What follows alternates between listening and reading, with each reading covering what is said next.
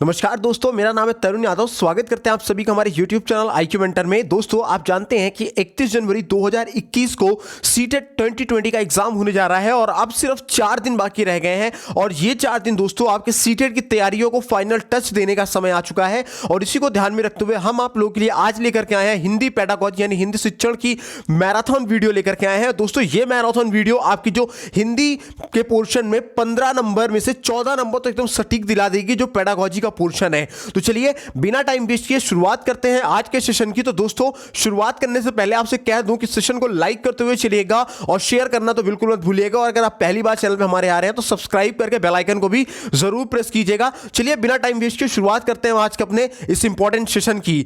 तो हमारा दोस्तों जो शुरुआत होती है हिंदी शिक्षण की, वो शुरुआत होती है अधिगम से और अर्जन से। किससे? अधिगम से और अर्जन से। इसमें से कई बार क्वेश्चन पूछे गए हैं, सीटेट में लगभग 5-6 बार क्वेश्चन पूछा जा चुका है अकेले इस टॉपिक से, अधिगम और अर्जन से। और कई तरीके के क्वेश्चन बनते भी हैं। हर एक पॉइंट को, हर एक बिंदु को हम लोग प्रॉपर तरीके से समझेंगे। दोस्तों, इस वीडियो को शुरू से लेकर के एंड तक देखिएगा। बहुत लंबी वीडियो नहीं होने वाली है, 1 से 1.5 घंटे के अंदर अंदर ये वीडियो खत्म हो जाएगी। और ये 1.5 घंटा दोस्तों जो आपने दे दिया है आपके सीटेट में 15 नंबर पेडागॉजी के फिक्स्ड हो चुके हैं दोस्तों इस वीडियो को देखने के बाद। चलिए शुरुआत करते हैं। तो दोस्तों, अगर बात करें शिक्षण की, तो शिक्षण क्या है? शिक्षण दोस्तों ये एक आजीवन चलने वाली प्रक्रिया होती है। जब बच्चा क्या होता है, मां के गर्भ में आता है, तो मां के गर्भ में आने के बाद से लेकर जब तक वो कब्र तक नहीं चला जाता तब तक वो लगातार कुछ ना कुछ वो सीखता रहता है।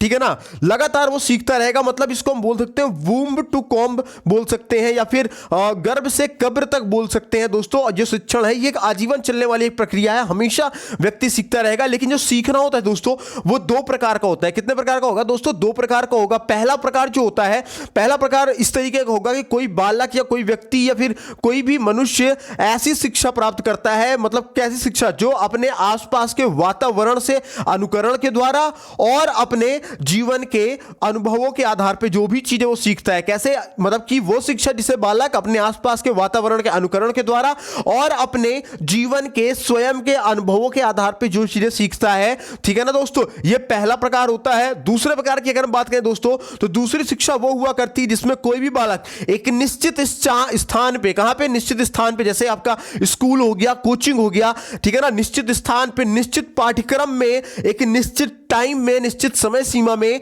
निश्चित विषय विशेषज्ञों के माध्यम से जब कोई चीज सीखता है तो दोस्तों वो दूसरे प्रकार की शिक्षा हुआ करती है। जो प्रथम प्रकार की दोस्तों शिक्षा हमने आपको बताई, प्रथम प्रकार की शिक्षा को हम क्या बोलते हैं? अनौपचारिक शिक्षा बोलते हैं। कैसे शिक्षा बोलेंगे दोस्तों? अनौपचारिक शिक्षा बोला करते हैं। मतलब कि इसमें बालक अपनी स्वाभाविक प्रकृति के अनुसार, ठीक है ना, बिना किसी बंधन के, ध्यान रखिएगा, स्वतंत्रता पूर्वक अलग अलग अनुभव प्राप्त करते हुए अपने आप को विकसित करता है या विकसित होता है। तो इसे हम लोग क्या बोलते हैं दोस्तों? अनियमित शिक्षा बोलते हैं, अनौपचारिक शिक्षा बोला करते हैं। इसी को ही दोस्तों अचेतन की शिक्षा बोलते हैं, इसी को ही दोस्तों अविधिक शिक्षा बोलते हैं और इसी को ही दोस्तों हम लोग अर्जन भी बोला करते हैं। ध्यान रखिएगा। मतलब ये होता है कि जब भी क्लासरूम, आप सिंपल तरीके से समझिएगा, जो भी पढ़ाई आपके क्लासरूम के अंदर की जा रही, कहां पे? एक बंद कमरे के अंदर जो आप पढ़ रहे हो, जो आप सीख रहे हो, वो कैसी शिक्षा होती है? वो औपचारिक शिक्षा होती है। लेकिन क्लासरूम या किसी निश्चित जगह के अलावा आप जो कुछ भी सीख रहे होते हो अपने जीवन में, चाहे वो अपने अनुभव के आधार पर हो या फिर अपने कुछ आपने ऐसा चीज देखा जिससे आपको कुछ सीखने को मिला, तो हर वो चीज क्या कहलाएगी? आपकी अनौपचारिक शिक्षा कहलाया करती है। और अनौपचारिक शिक्षा को दोस्तों हम लोग अनियमित शिक्षा के नाम से भी जानते हैं, अचेतन के शिक्षक के नाम से भी जानते हैं, अविधिक शिक्षा के नाम से भी जानते हैं और अर्जन के नाम से भी जानते हैं।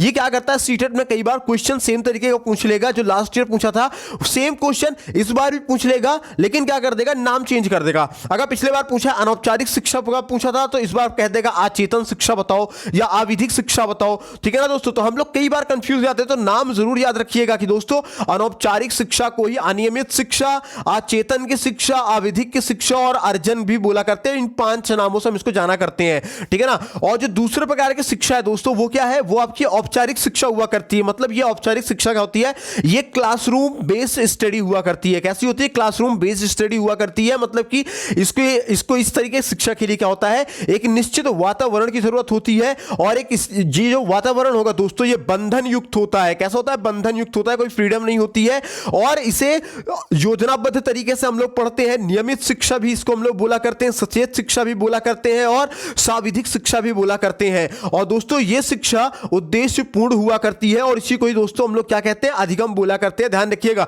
जो दूसरी प्रकार शिक्षा मैंने बताई, क्या बोला मैंने, क्या उसको अधिगम बोलते हैं। ठीक है ना, उसको क्या बोलेंगे, अधिगम बोलेंगे। अधिगम की बात की जाएगी जब भी लर्निंग की बात की जाएगी, अधिगम की बात की जाएगी, समझ जाना ये क्लासरूम की बात कर रहा है। किसकी, क्लासरूम की बात कर रहा है। मतलब क्या कर रहा है वो औपचारिक शिक्षा की बात कर रहा है। वो किसकी बात कर रहा है, योजनाबद्ध शिक्षा की बात कर रहा है। वो नियमित शिक्षा की बात कर रहा है, सचेत शिक्षा की बात कर रहा है, साविधिक शिक्षा की बात कर रहा है। तमाम नाम है दोस्तों, तमाम नामों से आपके कुछ प्रश्न बना करते हैं। इन नामों को जरूर ध्यानपूर्वक समझिएगा। फिर से बता दे रहा हूं आपको बेसिक। अर्जन और अधिगम जो हम पढ़ रहे थे, अर्जन क्या था दोस्तों आपका, तो अर्जन आपका क्या था, अनौपचारिक शिक्षा था। अनौपचारिक शिक्षा को दोस्तों हम लोगों ने किस किस नामों से जाना था, अचेतन के शिक्षा के नाम से जाना था, अर्जन की शिक्षा के नाम जाना था, अनियमित शिक्षा के नाम से जाना था।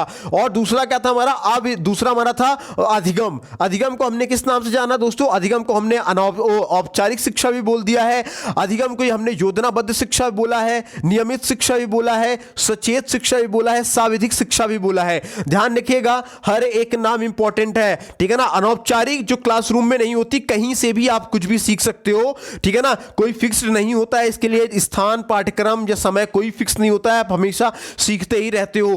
ठीक है ना, और दूसरे प्रकार कैसी होती है, दूसरे प्रकार आपकी औपचारिक हुआ करती है, जो एक क्लासरूम बेस्ड स्टडी हुआ करती है, जिसके लिए आपको निश्चित पाठ्यक्रम की, निश्चित समय सीमा की, निश्चित वातावरण की, बंधन युक्त शिक्षा की, योजनाबद्ध शिक्षा की, नियमित शिक्षा की, सचेत शिक्षा की या साविधिक शिक्षा की जरूरत हुआ करती है। इन तमाम नामों से हम उसको जाना करते हैं और सभी नामों को ध्यान में रखिएगा, हर नाम से क्वेश्चन पूछे जा सकते हैं। ठीक है ना, इसलिए एक एक पॉइंट को मैं आप लोगों को क्लियर करते हुए चल रहा हूं। ठीक है ना, अगर हम जाने दोस्तों कि अधिगम और अर्जन में क्या अंतर है, छोटे तरीके से, एक शॉर्ट फॉर्म तरीके से अगर हम समझना चाहें कि अधिगम में और अर्जन में क्या अंतर होगा, तो दोस्तों अगर बात करें अर्जन की, तो अर्जन कैसी होती है दोस्तों, अर्जन एक लक्ष्य प्रधान शिक्षा हुआ करती है। क्या होती है, लक्ष्य प्रधान होती है। अर्जन जो है दोस्तों वो आपके जीवन पर्यंत चलती है, आपके जन्म से लेके आपके कब्र के जाने तक का आपके ये जीवन पर्यंत अर्जन आपका चला करता है। और दोस्तों जो आपका अर्जन होता है ये कैसा होता है, अनियंत्रित होता है और इसका जो वातावरण होता है दोस्तों बहुत ही ज्यादा व्यापक होता है। मतलब आप कहीं भी सीख सकते हो, आप चलते हुए रोड पे सीख सकते हो, चौराहे पे खड़े होकर के सीख सकते हो। अभी क्या है, अभी मैं आपको पढ़ा रहा हूं ना, यूट्यूब पे पढ़ा रहा हूं, ठीक है ना, तो अगर मैं चाहूं कि जो मैं मैराथन की क्लास ले रहा हूं ये मैं किसी चौराहे पे जाकर के आप लोगों को मैराथन क्लास लेना शुरू कर दूं, या फिर किसी मछली बाजार में जाकर के आपकी मैराथन क्लास ले पाऊं, तो क्या ये पॉसिबल है? कभी नहीं पॉसिबल है। क्यों? क्योंकि इसके लिए प्रॉपर एक सेटअप चाहिए, हमें प्रॉपर इन्वायरमेंट चाहिए, वाईफाई चाहिए, आपके लैपटॉप चाहिए, कैमरा चाहिए, तमाम चीजें चाहिए होती है। तो ये क्या हो जाएगी, अधिगम में आ जाएगी। लेकिन अर्जन में क्या होता है दोस्तों, अर्जन अनियंत्रित होती है और इसका वातावरण बहुत व्यापक होता है, कहीं पे भी आप चीजों को सीख सकते हैं, ध्यान रखिएगा। और दोस्तों जो अर्जन होता है ये शिक्षार्थी केंद्रित शिक्षा इसको होती है और ये इसकी कोई फिक्स्ड योजना नहीं होती है, ये अनियोजित तरीके से हुआ करती है। और सबसे बड़ी बात ये होती है कि अर्जन के लिए आपको किसी भी यंत्र की सहायता नहीं होती है, अर्जन के लिए किसी भी यंत्र की सहायता नहीं होती है। लेकिन जो अधिगम हो रहा है दोस्तों वहां पे यंत्र की आपको सहायता पड़ेगी, ध्यान रखिएगा। जैसे मैं क्या कर रहा हूं, अभी मैं आपको क्या करवा रहा हूं, ये अधिगम करवा रहा हूं, अर्जन नहीं करवा रहा हूं। क्यों? क्योंकि मैंने यहां पे यंत्रों का प्रयोग किया। ये देखिए मैंने ऐसे माइक लगा रखा है, इंटरनेट चल रहा है, लैपटॉप ऑन है, सामने फ्रंट पे कैमरा लगा हुआ है, मैं चीजों को आपको सिखा रहा हूं, यहां पे आपको हाईलाइट करने के लिए ये मैंने मार्कर पेन रखा हुआ है, तमाम चीजों को मैंने रखा है। तो यहां पे मैंने क्या किया, यंत्रों का इस्तेमाल किया। तो जहां पे यंत्रों का इस्तेमाल हो जाएगा वो अधिगम हो जाएगा। लेकिन अर्जन में दोस्तों किसी भी प्रकार के टूल की, डिवाइस की, इंस्ट्रूमेंट की या फिर यंत्र कह लो, इन सब की सहायता नहीं ली जाती है, ठीक है ना। उसके अलावा दोस्तों अर्जन में एक अच्छी चीज भी है, एक बुरी चीज भी है। अच्छी चीज ये है दोस्तों कि अर्जन में बालक का सर्वांगीण विकास होता है। क्या होगा दोस्तों, सर्वांगीण विकास होता है अर्जन में। लेकिन बुरी चीज ये हो जाती है कि इसमें हम प्रत्येक लक्ष्य को प्राप्त नहीं कर सकते। अर्जन में कभी भी प्रत्येक लक्ष्यों की प्राप्ति नहीं की जा सकती है। अब अगर बात करें वही दूसरा आपके अधिगम की, जो आप स्क्रीन पे देख रहे हो, ये मार्क कर रहा हूं यहां पे आपको, एक सेकंड ये देखिए, ये मैंने मार्क कर दिया। अब अधिगम की अगर हम बात करें दोस्तों, तो अधिगम क्या होता है? अधिगम दोस्तों हमेशा कैसा होता है? उद्देश्य भरा हुआ शिक्षा रहती है। कैसी शिक्षा होती है? उद्देश्य से परिपूर्ण रहती है, एक निश्चित अवधि के लिए हुआ करती है अधिगम दोस्तों। जैसे कि निश्चित अवधि का मतलब ये होता है कि अभी आपको पता है कि आपका 10 महीने का सेशन चलेगा, 10 महीना पढ़ेगा बच्चा, उसके बाद फिर क्लास 1 को पास करके क्लास 2 में जाएगा, फिर क्लास 2 में 10 महीना पढ़ेगा, फिर उसके बाद क्लास 3 में जाएगा, और फिर 10 महीना पढ़ेगा, अगली क्लास में जाएगा, फिर 10 महीना पढ़ेगा, अगली क्लास में जाएगा। आप कोचिंग ज्वाइन करते हो, कोचिंग में क्या होता है कि भाई आपका बैच का टाइमिंग फिक्स कर दिया जाता है कि भाई 5 महीने 6 महीने के लिए आपका सुपर टेट का बैच है, या 5 महीने 6 महीने के लिए आपका सी टेट या यूपी टेट का बैचेस है। तो आपको उतने समयावधि के लिए पढ़ाया जाता है, उतने समय अवधि में क्या किया जाता है, वो आपकी अवधि निश्चित होती है, उतनी निश्चित अवधि तक आप पढ़ते हैं। मतलब कि अधिगम में क्या होगा, जो आपका समय टाइम पीरियड होगा वो क्या होगा, फिक्स्ड होता है। इसका जो एटमॉस्फेयर होता है वो नियंत्रित होता है। नियंत्रित का मतलब ये होता है कि दोस्तों जो मैराथन की क्लास ले रहा हूं, ये मैं एक बंद से कमरे के अंदर अपनी स्टूडियो में बैठ करके मैं आपकी क्लास ले रहा हूं। मैं चाहूं तो बीच बाजार में या बीच चौराहे पे खड़े होकर के क्या कर सकता हूं, आपकी मैराथन कभी भी नहीं ले सकता हूं। मतलब इसका वातावरण क्या है, नियंत्रित है। आप क्लासरूम में जा रहे हो दोस्तों, क्लासरूम में टीचर आपको सिखाया करते हैं, आप एक्सपेरिमेंट करने के लिए लैब में जाते हो, ठीक है ना। लेकिन ऐसा तो है नहीं कि आपको अगर एक्सपेरिमेंट करना है तो आप सीधे जाओ कहीं भी चौराहे पे खड़े हो गए और खड़े होकर एक्सपेरिमेंट करने लगे, कभी ये पॉसिबल नहीं होता है दोस्तों। इसीलिए अधिगम में क्या होता है कि नियंत्रित वातावरण का होता है। दूसरा और एक और इंपॉर्टेंट चीज होती है अधिगम में कि शिक्षक प्रधान शिक्षा हुआ करती है। कैसा? अर्जन में आपके देखिए क्या था, शिक्षार्थी केंद्रित शिक्षा थी, लेकिन अधिगम में क्या है, शिक्षक प्रधान शिक्षा हुआ करती है। क्योंकि क्लासरूम में क्या होता है, टीचर होता है, टीचर जो पढ़ाता है, जो भी वो पढ़ाता है टीचर, उसे ही बालक सीखा करते हैं, ना कि खुद से वो कोई चीजें सीखा करते हैं, ठीक है ना। उसके अलावा जो अधिगम होती है दोस्तों, ये सुनियोजित तरीके से हुआ करता है, एक योजनाबद्ध तरीके से हुआ करता है। और दोस्तों क्या होता है कि अधिगम करने के लिए आपको क्या चाहिए, किसी ना किसी यंत्र की, डिवाइस की सहायता चाहिए। आप क्लासरूम में भी अगर बैठ के पढ़ रहे होते हो दोस्तों, तो क्या होता है, एक बोर्ड लगा होता है, बोर्ड पे लिखने के लिए क्या चाहिए टीचर को, स्केच चाहिए, या ये ब्लैक बोर्ड हुआ तो दोस्तों आपको चौक चाहिए होता है। तो मतलब आपको क्या चाहिए, किसी ना किसी यंत्र की आवश्यकता दोस्तों आपको अधिगम में पड़ा करती है। और लेकिन जैसे कि अर्जन ने, मैंने आपको बताया था कि अर्जन में हम क्या कर सकते हैं कि अपने जीवन के सभी लक्ष्यों को प्राप्त नहीं कर सकते, लेकिन अधिगम में क्या है दोस्तों, अधिगम में हम अपने जीवन के हर एक प्रत्येक लक्ष्यों को क्या कर सकते हैं, प्राप्त कर सकते हैं। चलिए अब बढ़ते हैं हमारे नेक्स्ट टॉपिक की तरफ।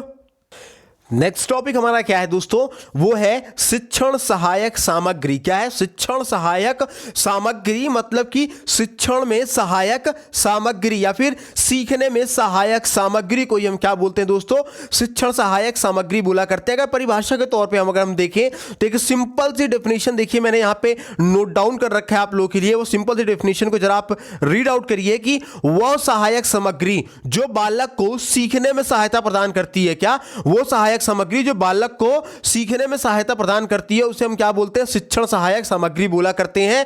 या फिर अगर दूसरी भाषा में अगर हम समझे दोस्तों, तो वो सहायक सामग्री जिसका प्रयोग करके अध्यापक कक्षा शिक्षण को सरल और रोचक बनाता है। क्या? वो सहायक सामग्री जिसका प्रयोग करके अध्यापक कक्षा शिक्षण को सरल और रोचक बनाया करता है, उसे हम क्या बोलते हैं, शिक्षण सहायक सामग्री बोला करते हैं।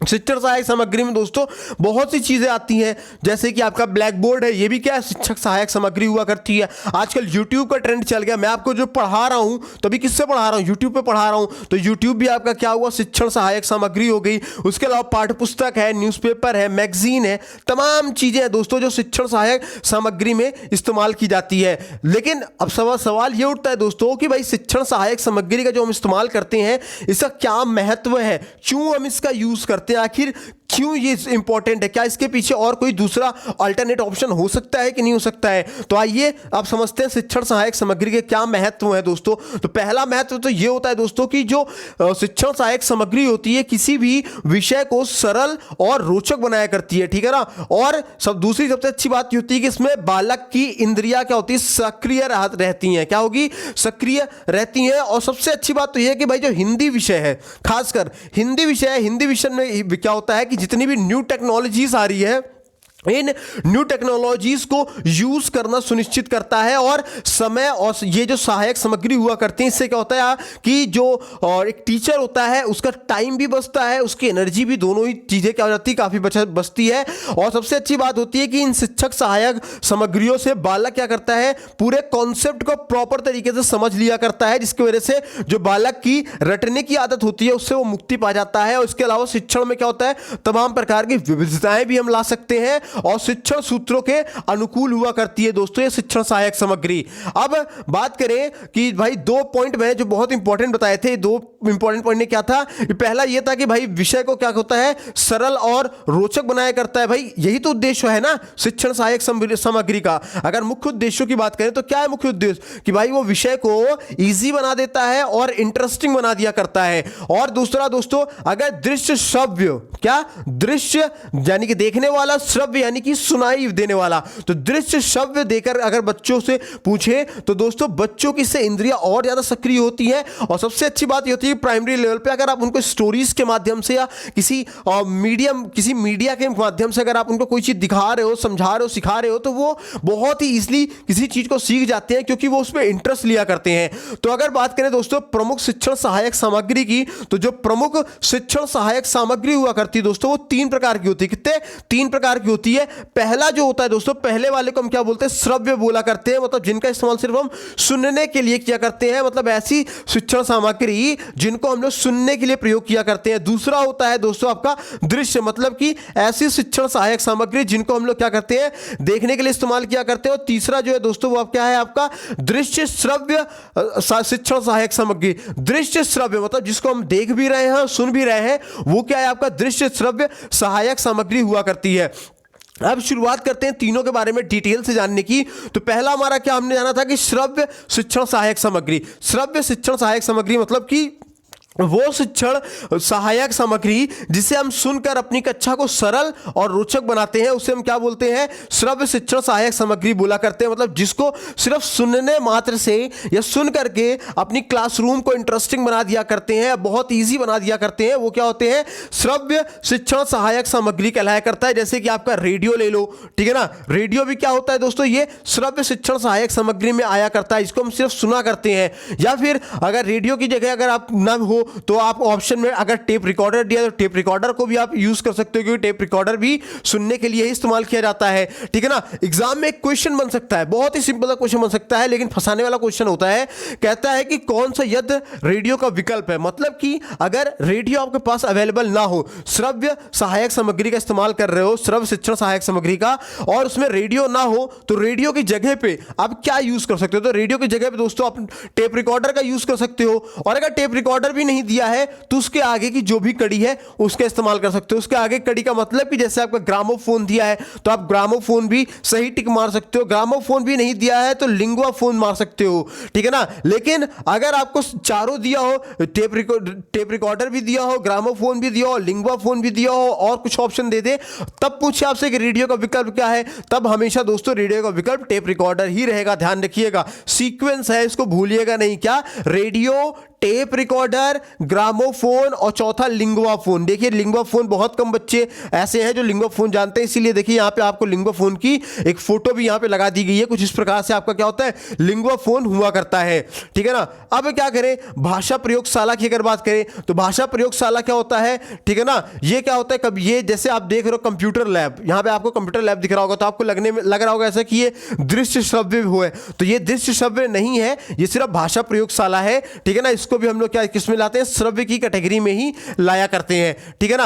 अब देखिए श्रव्य शिक्षण सहायक सामग्री हम जान लिए। अब हम देखेंगे दूसरा दृश्य सहायक सामग्री, ठीक है ना। दृश्य शिक्षण सहायक सामग्री यानी कि जिसे हम देख करके या फिर पढ़ करके अपने कक्षा को क्या करते हैं, इजी बना देते हैं और इंटरेस्टिंग बना दिया करते हैं। जैसे कि आप पाठ्य पुस्तक ले लो, तो पाठ्य पुस्तक को क्या करते हो, आप देखते हो, देख करके ही क्या करते हो, पाठ्य पुस्तक को आप पढ़ा करते हो, और इससे क्या होता है, आपकी जो क्लास होती है वो काफी इंटरेस्टिंग बन जाया करती है। क्यूरियस बन जाया करती है दोस्तों, ठीक है ना। पाठ्य पुस्तक के अलावा समाचार पत्र भी आप ले सकते हो, न्यूज़पेपर का भी लोग इस्तेमाल किया करते हैं। न्यूज़पेपर भी ना दिया हो तो आप क्या करते हो, पत्र पत्रिकाएं जो होती हैं, लेटर्स वगैरह होती हैं, या मैगजीन का आजकल जमाना आ गया है, तो मैगजीन का इस्तेमाल भी हम लोग कर सकते हैं। किसके लिए? दृश्य शिक्षण सहायक सामग्री में, ठीक है ना। उसके अलावा एक बहुत ही इंपॉर्टेंट आता है दृश्य सहायक शिक्षण सहायक सामग्री में, वो क्या होता है? श्यामपट्ट यानी कि ब्लैक बोर्ड। और इस ब्लैक बोर्ड को दोस्तों हम लोग एक शिक्षक का मित्र भी कहते हैं। क्या कहते हैं? शिक्षक का मित्र भी कहते हैं। एक क्वेश्चन है जो कई बार टेट के एग्जाम में पूछा गया है और सीटेट में भी पूछे जाने के सर्वाधिक चांसेस बनते हैं इसके, इसलिए जान लो कि पूछा जाता है सवाल कि एक शिक्षक को कितने डिग्री का कोण बनाकर ब्लैक बोर्ड पे यानी कि श्यामपट्ट पर लिखना चाहिए। तो दोस्तों एक शिक्षक को 45 अंश का कोण बना करके, कितने का? 45 डिग्री का एंगल बना करके ब्लैक बोर्ड पे लिखना चाहिए। ध्यान रखिएगा इस चीज को, ठीक है ना। इसके अलावा आपका दृश्य शिक्षण सहायक सामग्री में आपका मैप भी आता है, मानचित्र भी आया करता है, मैपिंग का भी इस्तेमाल करते हो। जैसे आप पढ़ा रहे होते हो एशिया महाद्वीप के बारे में या फिर इंडिया का जो मैप दिख रहा है, आप पढ़ा रहे होते हो उत्तर प्रदेश के बारे में, तो दोस्तों उत्तर प्रदेश के बारे में पढ़ाने के लिए आप मैपिंग भी दिखा सकते हो कि देखो बेटा ये रहा मैप में इस जगह पे लखनऊ है, इस जगह पे प्रयागराज है, यहाँ पे ये है, यहाँ पे वो है, यहाँ पे अयोध्या है। आप तमाम चीजें आप मैपिंग पे दिखाते जाओगे तो बालक क्या होगा, इससे और ज्यादा इंटरेस्टेड होते चला जाता है। इसके अलावा दोस्तों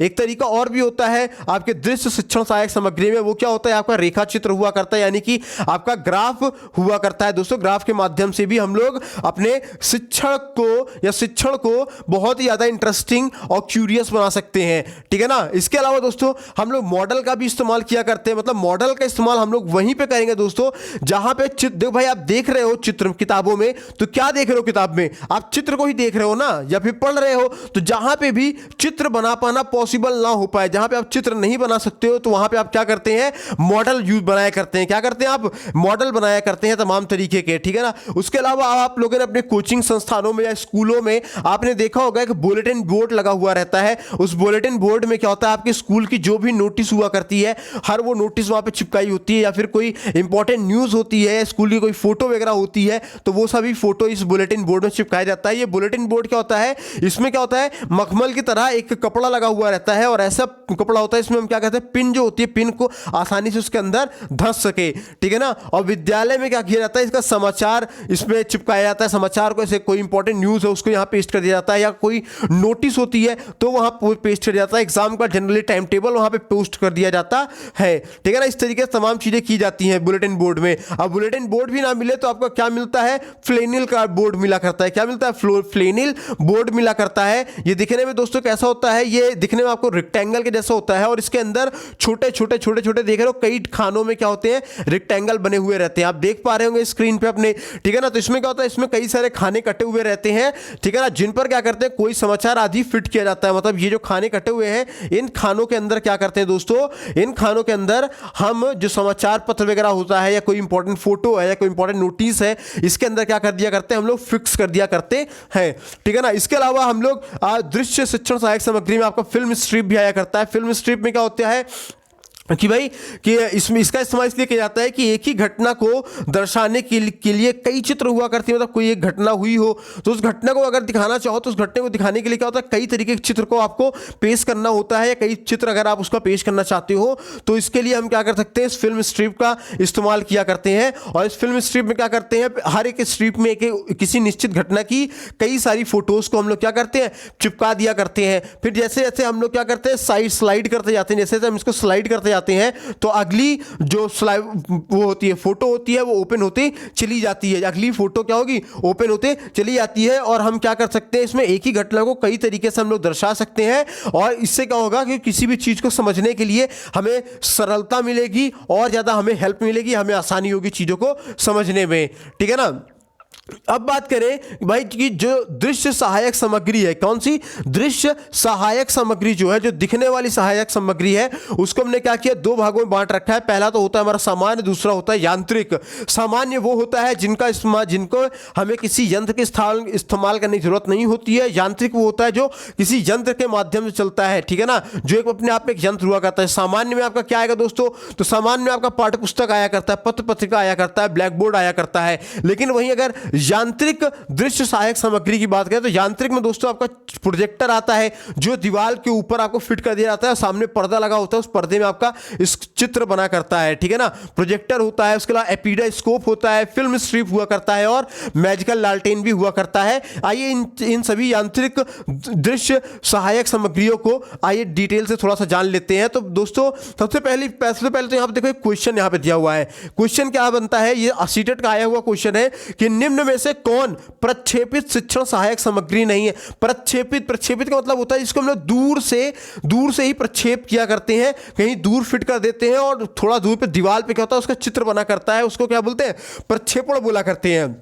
चार ऑप्शन दिया है, प्रोजेक्टर है, एपिडास्कोप है, फिल्म स्ट्रिप है, मानचित्र है। तो दोस्तों जो सही ऑप्शन हो जाएगा वो क्या हो जाएगा, मानचित्र आपको हो जाएगा। इसके अलावा जो आपका प्रोजेक्टर है, एपिडास्कोप है, फिल्म स्ट्रिप है, इन सबको थोड़ी दूरी पे रखा जाता है और ये क्या करते हैं, दीवार पे अपनी इमेज को या स्क्रीन पे बनाया करते हैं, ठीक है ना। और लेकिन मानचित्र क्या होता है, मानचित्र कभी स्क्रीन पे नहीं होता, वो आपकी बुक्स में दिया हुआ रहता है, ठीक है ना। जैसे यहाँ प्रोजेक्टर दिया है तो देखिए आप यहाँ सामने स्क्रीन पे क्या देख पा रहे हैं, प्रोजेक्टर देख पा रहे हैं। इसका इस्तेमाल क्या करते हैं कि जो आपके छोटे छोटे चित्र होते हैं इसको दूर पे थोड़ा फिक्स कर दिया करते हैं। थोड़ा दूर पे फिक्स होने से क्या होता है, ये दीवार पे फोकस किया करता है और जो भी चित्र है वो आपके बड़ा बड़ा करके आपको दीवार पे दिखाया करता है, ठीक है ना। मतलब छोटे चित्रों को दीवार आदि पर क्या करते हैं, बड़ा बना करके हम लोग इसमें दर्शाया करते हैं। उसके अलावा अगर हम लोग बात करें एपिडास्कोप की, तो एपिडास्कोप की ये आप देख पा रहे हैं, जो प्रोजेक्टर होता है दोस्तों इसको क्या करते हैं, सीलिंग पे यानी कि दीवार की जो छत होती है उस छत पे क्या करते हैं, इसको हम लोग लगाया करते हैं। लेकिन एपिडास्कोप क्या होता है, ये भी एक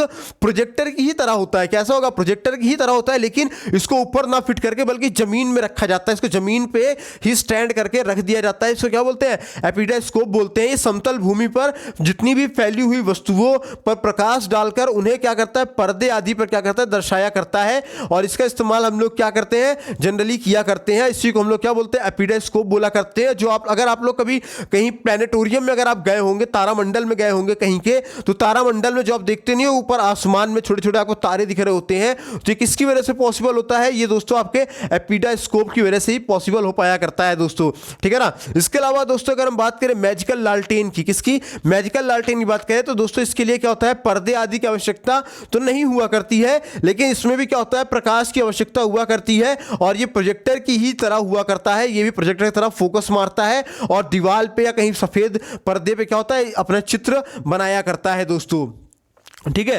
अब बात करें अपने हमारे तीसरे यानी कि दृश्य श्रव्य सहायक सामग्री की, मतलब ऐसी शिक्षण सहायक सामग्री जिसमें हम लोग देखते और सुनते दोनों एक साथ करते हैं। मतलब जिसमें हम क्या करते हैं, देखते भी रहते हैं और सुनते भी रहते हैं, दोनों ही चीजें एक साथ होते हैं, उसको हम लोग क्या बोलते हैं, दृश्य श्रव्य शिक्षण सहायक सामग्री बोला करते हैं। और इसमें दोस्तों आपका क्या आता है, इसमें आपका जैसे आपका टीवी आ जाता है, टीवी क्या करते हो आप लोग, देखते भी हो सुनते भी हो, दोनों ही चीजें होती है, तो इसलिए इसको हम लोग क्या बोलते हैं, दृश्य श्रव्य सहायक शिक्षण सहायक सामग्री बोला करते हैं। आप दूरदर्शन एक इसका अच्छा खासा उदाहरण आप ले सकते हो। आजकल तो YouTube भी इसका एक बहुत ही बेहतरीन साधन हो गया है कि आप इसमें आप देखो, मुझे भी देख पा रहे हो, स्क्रीन पे जो बन रहा है आपके फोन के, वो भी आप देख पा रहे हो, मैं जो बोल रहा हूं वो आप सुन भी पा रहे हो। मतलब आप क्या हो रहा है, दृश्य श्रव्य दोनों हो रहा है। तो YouTube भी क्या है आज के जमाने में बहुत ही बेहतरीन सा ट्रेंड हो गया है। और उसके अलावा जो आपका सिनेमा हॉल आप लोग जाते हो, PVRs में जाते हो और तमाम तरीके के आप सिनेमा हॉल्स में जाया करते हो, तो वहां पे भी आप क्या करते हो, देखते हो सुनते हो, तो ये भी क्या होता है, श्रव्य दृश्य शिक्षण सहायक सामग्री के अंतर्गत आया करता है। लेकिन जो दृश्य श्रव्य शिक्षण सहायक सामग्री में बालक की जो इंद्रियां हुआ करती दोस्तों, वो सबसे ज्यादा सक्रिय रहती है। इसीलिए एक बालक टीवी देखने में सबसे ज्यादा इंटरेस्ट लिया करता है, लैपटॉप कंप्यूटर से देखने में ज्यादा इंटरेस्ट लेता है, यूट्यूब से वीडियो देखने में ज्यादा इंटरेस्ट लिया करता है। क्यों, क्योंकि वो उस कंडीशन में वो देख भी रहा होता है, सुन भी रहा होता है, और जब वो देखता सुनता दोनों है तो उस बालक की सभी इंद्रियां सर्वाधिक सक्रिय रहती है दोस्तों। चलिए बढ़ते हैं अब इसी के साथ हम अपने आगे की तरफ। अब हमारा नेक्स्ट टॉपिक जो शुरू होता है दोस्तों, वो नेक्स्ट टॉपिक शुरू होता है क्या, पाठ्य पुस्तक। क्या होता है शुरू दोस्तों, पाठ्य पुस्तक शुरू होता है, जो कि दो शब्दों से मिलकर के बना हुआ है। पहला शब्द क्या है, पाठ्य, दूसरा शब्द क्या है दोस्तों, पुस्तक है। क्या है, पहला पाठ्य है, दूसरा पुस्तक हुआ करता है, यानी कि पढ़ने की पुस्तक या पढ़ने के लिए पुस्तक, ठीक है। तो जो भी पुस्तक हम पढ़ते हैं या जो भी पुस्तक आपके पढ़ने के लिए हुआ करती है वो 3 तरह की होती है या 3 चीज़ों पे पुस्तक निर्भर किया करती है। पहली पुस्तक कैसी होती है, कक्षा या कोर्स के हिसाब से हुआ करती है, यानी कक्षा के हिसाब से या कोर्स के अनुरूप हुआ करती है। दूसरी पुस्तक ऐसी होती है जो भी आपका पाठ्यक्रम है, जो आपका सिलेबस है, सिलेबस के अकॉर्डिंग हुआ करती है बुक। और तीसरा क्या होता है, किसी संस्थान द्वारा अनुमोदित होती है पुस्तक, मतलब कोई भी इंस्टीट्यूट क्या करता है अपनी खुद की पुस्तकों को लॉन्च किया करता है। तो जो संविधान द्वारा या संस्थान के द्वारा जो अनुमोदित पुस्तक हुआ करती है। तो 3 तरीके की पुस्तक हमने जानी, कौन से, एक तो according to the course, according to the syllabus and according to the school और एनी इंस्टीट्यूशनल या एनी इंस्टीट्यूशन, एजुकेशनल इंस्टीट्यूशन, ठीक है ना। अगर हम लोग पाठ्य पुस्तक की अगर हम लोग परिभाषा को जाने, पाठ्य पुस्तक की परिभाषा को अगर समझना चाहें तो हम ये कह सकते हैं बहुत साधारण सी भाषा में कि वह पुस्तक जो किसी कक्षा या किसी कोर्स के संपूर्ण पाठ्यक्रम को ध्यान में रखकर लिखी गई हो। कैसी, वह पुस्तक जो किसी कक्षा या कोर्स के संपूर्ण पाठ्यक्रम को ध्यान में रखकर लिखी गई हो तथा उपयुक्त संस्थान द्वारा अनुमोदित हो, उसे हम लोग क्या बोलते हैं, पाठ्य पुस्तक बोला करते हैं। क्या बोलते हैं दोस्तों, पाठ्य पुस्तक बोला करते हैं। अब सवाल ये उठता है कि भाई पाठ्य पुस्तक का क्या महत्व है, पाठ्य पुस्तक का क्या महत्व है। तो दोस्तों पाठ्य पुस्तक के महत्व में हम लोग क्या कर सकते हैं, कह सकते हैं कि भाई जो पाठ्य पुस्तक है वो शिक्षा के लिए बहुत ही ज्यादा क्या है, अनिवार्य हुआ करती है। क्या है, शिक्षक के लिए पाठ्य पुस्तक जो है शिक्षा के लिए बहुत ही ज्यादा अनिवार्य है। और पाठ्य पुस्तक में संपूर्ण पाठ्यक्रम पर एक स्थान पर, क्या दोस्तों, एक स्थान पर आयोजित होता है। क्या होता है दोस्तों, एक स्थान पर आयोजित हुआ करता है और नियोजित हुआ करता है। और तीसरा हम कह सकते हैं दोस्तों ये कि जो पाठ्य पुस्तक है वो पाठ्य पुस्तक शिक्षक और अध्यापक के बीच की एक कड़ी हुआ करती है। क्या होती है, पाठ्य पुस्तक शिक्षक और एक अध्यापक की बीच की हमेशा कड़ी हुआ करती है। दोस्तों इस चीज को आप बहुत प्रॉपर्ली नोट कर लीजिएगा या समझ लीजिएगा, ठीक है। अब बात करें अगर एक पाठ्य पुस्तक की, तो एक बेहतरीन सी पाठ्य पुस्तक या एक अच्छी पाठ्य पुस्तक हम किसको कह सकते हैं, तो उसके गुण क्या होते हैं, तो उसके गुणों को आइए हम लोग जान लेते हैं एक बार। तो दोस्तों जो एक बेहतर पाठ्य पुस्तक जो होती है, एक बेहतरीन सी जो बुक हुआ करती है, वो बालक के लेवल के हिसाब से होती है, यानी कि बालक के स्तर के अनुकूल हुआ करती है। और जो पाठ्य पुस्तक की जो लैंग्वेज होनी चाहिए, वो लैंग्वेज कैसे होनी चाहिए, ईजी होनी चाहिए, सरल होनी चाहिए, सहज होनी चाहिए, प्लस रोचक होनी चाहिए। और सबसे अच्छी बात यह होती है कि पाठ्य पुस्तक कैसी होनी चाहिए, आकर्षक होनी चाहिए, अट्रैक्टिव होनी चाहिए, ठीक है। और दोस्तों जो पाठ्य पुस्तक है ये ज्ञान के स्थायीकरण के लिए बहुत ही ज़्यादा आवश्यक हुआ करती है। किसके लिए, ज्ञान के स्थायीकरण के लिए बहुत ही ज़्यादा आवश्यक हुआ करती है। और दोस्तों पाठ्य पुस्तक से गृह कार्य की समुचित व्यवस्था भी होनी चाहिए और जितनी भी सूचनाएं हैं, ठीक है ना, संपूर्ण सूचनाएं एक ही स्थान पे मिल जाया करती है। पाठ्य पुस्तक की सबसे अच्छी गुण तो यही होती है, ठीक है ना। मतलब आपकी जो भी इंफॉर्मेशन चाहिए वो सारी की सारी इंफॉर्मेशन कहाँ मिल जाएगी, आपको अकेली एक बुक में मिल जाया करता है दोस्तों, ठीक है। अब बात करें पाठ्य पुस्तक की भाषा की, तो पाठ्य पुस्तक की भाषा कैसी होनी चाहिए दोस्तों, तो पाठ्य पुस्तक की भाषा बच्चों के स्तर के अनुकूल होनी चाहिए। कैसी होनी चाहिए दोस्तों, तो बच्चों के स्तर के अनुकूल होनी चाहिए पाठ्य पुस्तक की जो भाषा है, ठीक है ना। दूसरा ये होता चाहिए कि भाई छोटे छोटे शब्दों से निर्मित हो, मतलब जो पाठ्यपुस्तक की जो लैंग्वेज है वो कैसी बनी हो, वो छोटे छोटे शब्दों का प्रयोग करके बनाया गया हो। तीसरा क्या होना चाहिए दोस्तों, तो तीसरा होना चाहिए कि भाई भाषा के विविध रूपों का अध्ययन द्वारा प्रयोग होना चाहिए। कैसा, भाषा के विविध रूपों का अध्यापक द्वारा प्रयोग होना चाहिए। 3 बताया मैंने, ठीक है ना, पाठ्य पुस्तक की मैंने 3 भाषा बताई। क्या बताई मैंने, पहला आपको मैंने बताया कि भाई वो बालक के स्तर के अनुकूल होनी चाहिए। दूसरा मैंने आपको क्या बताया दोस्तों कि छोटे छोटे शब्दों से निर्मित होनी चाहिए पाठ्य पुस्तक की भाषा। तीसरा मैंने आपको क्या बता दिया कि भाई जो भाषा के विविध रूपों का अध्यापक द्वारा प्रयोग होना चाहिए। क्या, भाषा के विविध रूपों का अध्यापक के द्वारा प्रयोग होना चाहिए। ये इंपॉर्टेंट टर्म है दोस्तों, ठीक है ना। अब बात करें विषय सामग्री की, किसकी बात करें दोस्तों, विषय सामग्री की अगर हम बात करें तो विषय सामग्री में जो पुस्तक होनी चाहिए वो बालकों के स्तर के अनुकूल होनी चाहिए, एक उद्देश्य पूर्ण होनी चाहिए और बालक में या फिर जो बालक के घर के परिवेश से हमेशा जुड़ी हुई रहनी चाहिए।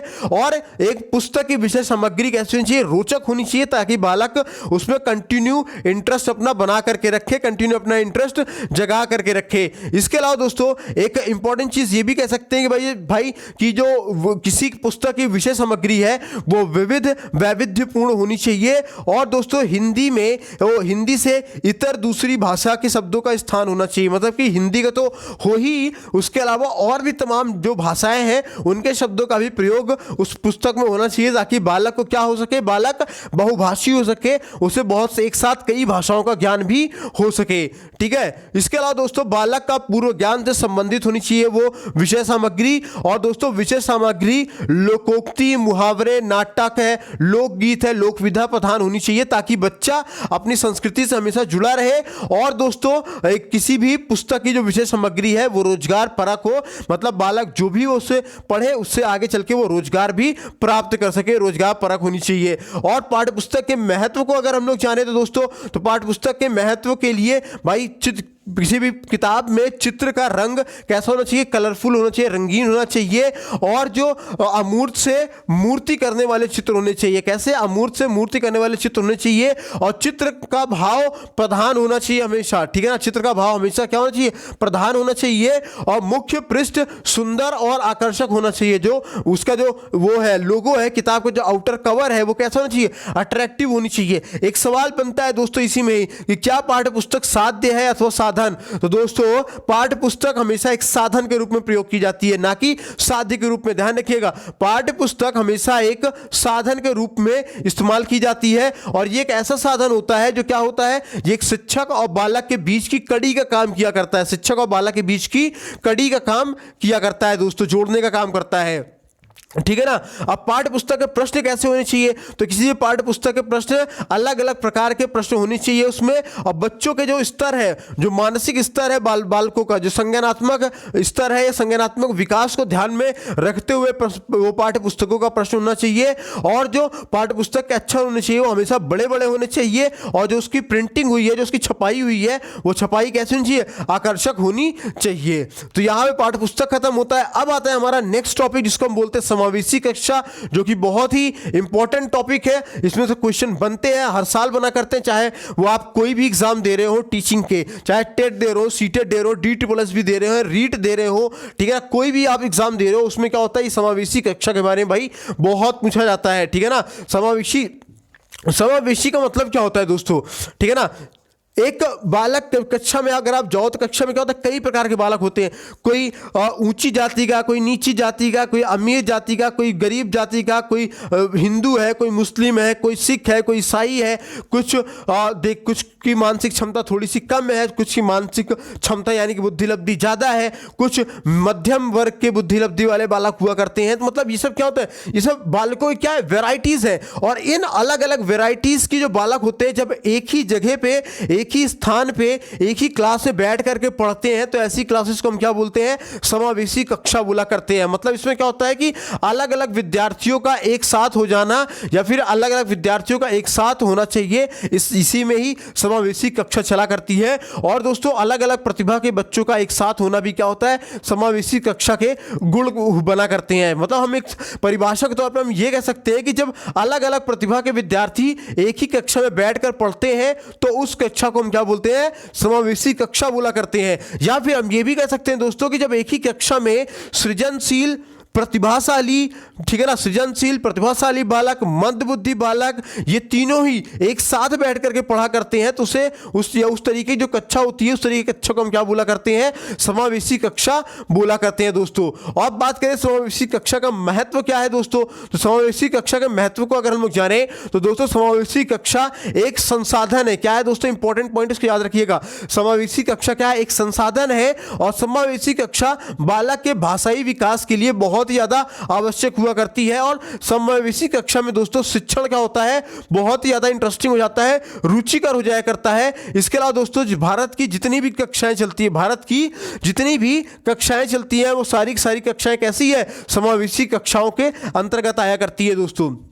इसके बाद आपका आता है कि समावेशी कक्षा की क्या क्या समस्याएं होती हैं। तो दोस्तों समावेशी कक्षाओं की समस्याओं में अगर हम जाने तो दोस्तों सबसे बड़ी समस्या ये होती है कि उचित भाषाई परिवेश का निर्माण नहीं हो पाया करता है। और दोस्त क्यों नहीं हो पाता है? क्योंकि भाई किसी भी क्लास में क्या होता है, बहुभाषी बालक होते हैं। बालक कैसे होते हैं? बहुभाषी बालक होते हैं। अलग अलग भाषाओं को बोलने वाले, जानने वाले, अलग अलग संस्कृतियों और रीति रिवाजों को मानने वाले बालक हुआ करते हैं। इसीलिए किसी भी समावेशी कक्षा में उचित भाषाई परिवेश का निर्माण नहीं हो पाता है। ठीक है ना। इसके अलावा दोस्तों और अगर जाने की जो समावेशी कक्षा है, इसमें अध्यापक के लिए क्या होती है, एक प्रकार की चुनौती हुआ करती है। क्या होती है? अध्यापक के लिए एक प्रकार की चुनौती हुआ करती है समावेशी कक्षा, और इसमें बच्चों को सीखने में कठिनाई भी हुआ करती है समावेशी कक्षा में। अब ये जो समस्याएं होती है, इन समस्याओं का समाधान हम कैसे कर सकते हैं, सवाल ये भी उठता है भाई। ठीक है ना। सवाल ये भी उठता है कि जो समस्याएं उठ रही हैं, इसका समाधान क्या हो सकता है? तो दोस्तों समाधान के तौर पे कि अध्यापक को शिक्षण विधियों का पहला चीज तो ज्ञान होना चाहिए। बहुत इंपॉर्टेंट है ये कि जो अध्यापक है उसको सभी शिक्षण विधि का प्रॉपर तरीके से नॉलेज होना चाहिए, और समावेशी कक्षा में विद्यार्थियों को अंतः क्रिया करने के लिए प्रेरित भी हमें करना चाहिए। इसके अलावा दोस्तों अधिक से अधिक गतिविधियों का आयोजन करना चाहिए। अधिक से अधिक गतिविधियों का मतलब कि जैसे आपका कवि सम्मेलन हो गया है, वाद विवाद हो गया है, जीके कंपटीशन हो गया, क्विज कंपटीशन हो गया, इस तरीके के तमाम प्रकार के क्या होने चाहिए, शैक्षणिक गतिविधियों का भी आयोजन करना चाहिए। यही क्या है, एक समावेशी कक्षा का समाधान हो सकता है, एक बेहतर समाधान हो सकता है। अब देखिए दोस्तों, जो समावेशी कक्षा की बात कर रहे हैं, तो दोस्तों समावेशी कक्षा के अंतर्गत ही बहुसांस्कृतिक कक्षा भी आया करती है। बहुसांस्कृतिक कक्षा का मतलब ये होता है कि भाई देखो, हमारा जो देश है वो 28 राज्य है।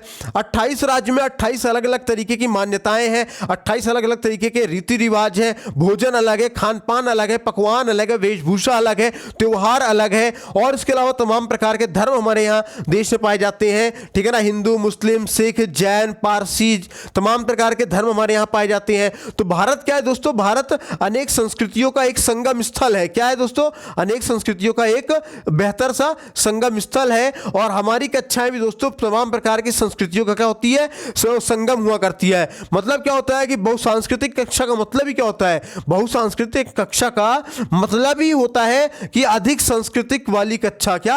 अधिक सांस्कृतिक वाली कक्षा। मतलब ये कि अगर परिभाषा के तौर पर या साधारण तरीके से समझना चाहे बहुसांस्कृतिक कक्षा को, तो हम ये कह सकते हैं कि जब एक ही कक्षा में कई संस्कृतियों के विद्यार्थी मौजूद रहते हैं, जब एक ही कक्षा में कई संस्कृतियों के विद्यार्थी मौजूद रहते हैं, तो उस कक्षा को हम लोग बहुसांस्कृतिक कक्षा बोला करते हैं। ठीक है ना। बहुकक्षा और बहुसांस्कृतिक कक्षा बोला करते हैं। अब ये बार बार जो हम सांस्कृतिक वर्ड हम लोग बोल रहे हैं, ये सांस्कृतिक वर्ड है क्या चीज, तो समझते हैं पहले सांस्कृतिक क्या होता है। तो दोस्तों जो हमारा खाना पीना है, हमारा उठने बैठने का जो तरीका है, हमारे कपड़े हैं, हमारे जो पूजा करने के स्टाइल्स हैं, हमारे जो रीति रिवाज हैं, ये सब चीज़ें हमें क्या कहलाती है? हमारी संस्कृति कहलाया करती है। ठीक है ना। हमारे यहाँ तमाम प्रकार के धर्म पाए जाते हैं, हिंदू, मुस्लिम, सिख, जैन, बौद्ध आदि तमाम प्रकार क्या करते हैं, जैन धर्म, वो तमाम तरीके के धर्म पाए जाते हैं। और हर धर्म का क्या होता है, मान्यताएं अलग है, पूजा करने के तरीके अलग अलग हैं, खान पान अलग अलग है, रीति रिवाज मान्यताएं अलग अलग है। ठीक है ना। तो इसी को ही हम क्या बोलते हैं, बहुसांस्कृतिक बोला करते हैं। और जब तमाम अलग अलग संस्कृति से, जब तमाम अलग अलग संस्कृति के बच्चे जब एक ही क्लास में आके बैठते हैं, ऐसी कक्षा को बहुसांस्कृतिक कक्षा बोला करते हैं। और हमारे देश की हर एक कक्षा क्या है, बहुसांस्कृतिक कक्षा होती है। ठीक है।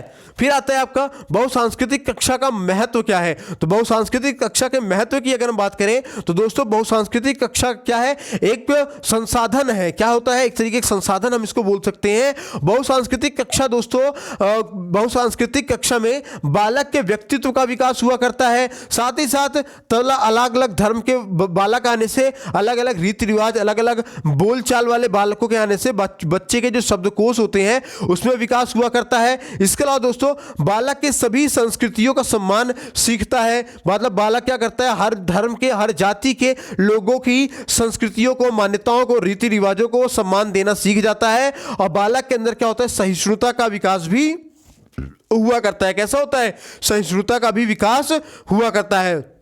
ठीक है ना। लेकिन बहुसांस्कृतिक कक्षाओं की भी कुछ चुनौतियां हैं, ठीक है ना। वो चुनौतियों में दोस्तों जो बहुसांस्कृतिक कक्षा हुआ करती है, इसमें अध्यापक के लिए क्या है, एक बहुत ही बड़ा चुनौती हुआ करता है। उसको पढ़ाने में बहुत ज़्यादा चुनौतियों का सामना करना पड़ता है। विद्यार्थियों में क्या होता है, आपस में घुलने मिलने में भी समस्या आती है। जो विद्यार्थी होते हैं वो इसीलिए एक दूसरे के साथ फ्रेंडली नहीं हो पाया करते हैं, ठीक है। उसके अलावा दोस्तों क्या होता है, आपका जो भाषाई वातावरण का निर्माण में भी समस्या आया करती है। कैसी? भाषाई वातावरण की जो निर्माण है उसमें भी समस्या आपके आया करती है। लेकिन अब इन चुनौतियों का समाधान क्या हो सकता है, तो इन जो बहुसांस्कृतिक कक्षाओं की जो चुनौतियां हैं उसके समाधान एक ये हो सकता है कि भाई अध्यापक को स्वयं अनेक संस्कृतियों का ज्ञान होना चाहिए और बच्चों को अंतःक्रिया करने के सबसे ज्यादा अवसर भी दिए जाने चाहिए, और अध्यापक को शिक्षण विधियों का ज्ञान भी होना चाहिए, और अध्यापक को विभिन्न क्रियाकलापों, ठीक है ना, क्रियाकलापों का भी ज्ञान होना चाहिए। मतलब ये एक ऐसी क्रियाकलाप है जो शिक्षण सहगामी क्रियाओं के अलग हो, उनके अतिरिक्त हो, ठीक है ना। तो ये इसके समाधान कुछ हो सकते हैं। एक सवाल, एक प्रश्न बना करता है दोस्तों, बहुत ही अच्छा सा प्रश्न बना करता है, ठीक है ना, कि बहुसांस्कृतिक कक्षा में अध्यापक को क्या करना चाहिए। क्या है दोस्तों क्वेश्चन, बहुसांस्कृतिक कक्षा में अध्यापक को क्या करना चाहिए। 4 ऑप्शन दिया है। पहला है बच्चों को परस्पर बातचीत के अधिक अवसर दिए जाने चाहिए, बच्चों को मानक भाषा प्रयोग से रोकना, मौखिक कौशलों पर बल देना और अभिव्यक्तात्मक कौशलों पर बल देना। तो इसका जो सही आंसर हो जाएगा दोस्तों वो आपका ए वाला हो जाएगा कि बच्चों को परस्पर बातचीत के अधिक अवसर देने चाहिए बहुसांस्कृतिक कक्षा में, ताकि बच्चे इजीली एक दूसरे से घुल मिल सके, एक दूसरे को समझ सके, फ्रेंडली हो सके, ठीक है ना दोस्तों। तो ऑप्शन नंबर ए आपका सही जवाब हो जाएगा, ठीक है ना।